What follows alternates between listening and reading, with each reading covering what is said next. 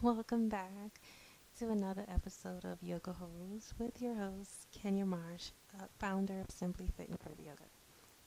Today, we're going to work on holding tree pose for 1 minute, and we're going to focus on doing that on each leg. So before we get started, I'm going to grab my phone. I'm going to show you 3 different levels and options.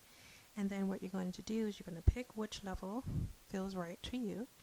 And then we're going to work on holding that for 1 minute. So I'm going to set the timer to have it prepped and ready to go.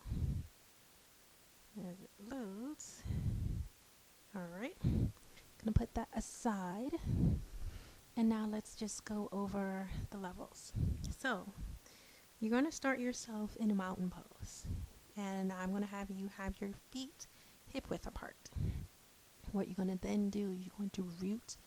We're going to start with our right leg as the base. So you're going to root that foot down into your mat. Think of yourself as a tree digging deep into the soil. You're going to use the ball of your foot, allow a little arch, use the ball and heel as well as your toes. Then you're going to shift your weight to that leg. Next up is the first level. You place your foot right above your ankle. This is really low. Actually, let me give you the sub level. It's just having your toes down, heel right above the ankle. That's level 1, right? If you're feeling daring, then lift your foot a little higher above the ankle, below the knee. So this is level 1. Now, if you feel you're leaning a little bit, that's okay. You can also use the wall for support. Option 2 is to lift that foot up a little higher, bringing it closer to the knee, not on the knee, but right below it. You want to keep your core engaged and make sure your knee is not rotating in, it stays rotating out. And the last level is you can take your hand, if you could, hold onto the wall if you need to, and you would take your heel of that left foot and place it higher up on the groin. Now, pointers, if you have some leggings and it's a little slippery, or you have fresh lotion on your feet, you might want to keep your hand here to keep it in place. Or you can lean onto the wall for support. So, that's your level. Once you find your level, just for the sake of this, I'm going to just keep it in option 2. And you're going to hold here for 1 minute. So, let's get started. I'm going to just put this in my pocket so it's easy to reach. I've set the timer here, right on the block. Hold, and now you can start. Lift that foot, squeeze that core. If you want, also you can extend your arms out, right? If you find that you need balance. Sorry for the background noise. They're cutting grass today. If you feel up for it, you can extend your arms up. Keep that core pulled in. Use that feet, raise the arms. If that's too much for you, lower your hands. Keep them in prayer position, holding it at your heart. This is where you might notice that you will sway from side to side. You could feel some burning sensation in that ankle. That means you are using those muscles. You don't want no tingling sensation, but you want to make sure that you're engaged. Keep that knee activated, pulled up towards you. You don't want to relax knee in this position. If it's too much, you can also just lower it down, place your toes down, give it a break. And there you go. So 1 minute happened rather quickly. We're going to repeat the same thing on the other side. So before I set the timer again, let's check which option feels right for you.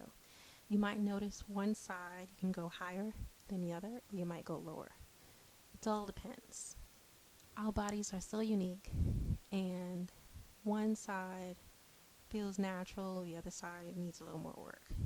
And you would know that the more poses that we cover. So again, level 1, toes down, heel right above the ankle, or sub-level. Level 2, right above the ankle, and that's your toes right above the ankle. Level 3 is coming closer to the knee, but right below it. And the last level, grabbing that foot, placing it on the inner thigh, holding here. You can lift, Keep your hand there. You might be able to push into that heel. I'm sliding down in these tights, so I'm not going to bother. But notice which position feels right, and we're going to hold. And let's go. Now, again, you can just pick your position. Going right in the middle is fine. You again might notice you're swaying. So, what you could is just rest your butt on that wall. Don't place your heel on that knee. Keep it above or below it. Bring those hands together. Play with the arms. Play with the hands. Find your balance. And keep breathing. Don't hold your breath. Don't relax your belly. Keep that stomach pulled in. Roll those shoulders up and back. And tuck those sitting bones forward. Keep breathing. You got 19 seconds. Time is moving quick.